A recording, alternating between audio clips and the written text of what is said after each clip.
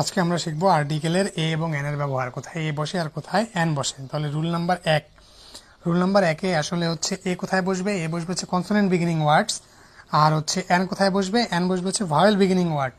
বিষয়টা কীরকম, যেমন দেখেন যে হচ্ছে ডাস্টার, তারপরে ড্যাশ ল্যাপটপ, ড্যাশ স্টিক।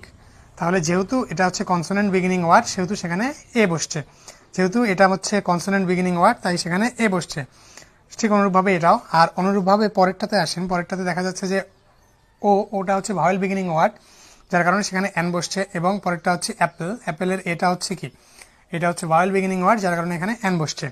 এবার আসেন রুলস 2, 2 নম্বর রুলে ওয়ান দ্বারা কোনো বাক্য শুরু হলে তার পূর্বে এ লিখতে হবে। ওয়ান দ্বারা কোনো বাক্য শুরু হলে তার পূর্বে কি লিখতে হয়, এ লিখতে হয়। যেমন দেখেন ড্যাশ ওয়ান আইড ম্যান, তার মানে হচ্ছে কি এ ওয়ান আইড ম্যান। তারপরে হচ্ছে ওয়ান সাইডেড ম্যাচ, তার মানে হবে এ ওয়ান সাইডেড ম্যাচ।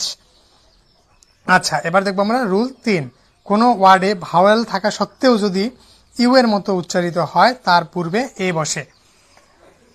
তো বিষয়টা কিরকম দেখেন, যে হচ্ছে ড্যাশ ইউরোপিয়ান, তার মানে হচ্ছে কি ভাওয়েল বিগিনিং ওয়ার্ড ই, কিন্তু উচ্চারণ হচ্ছে কিসের মতো, ইউ এর মতো, লাইক ইউরোপিয়ান, যার কারণে সেখানে এ বসছে।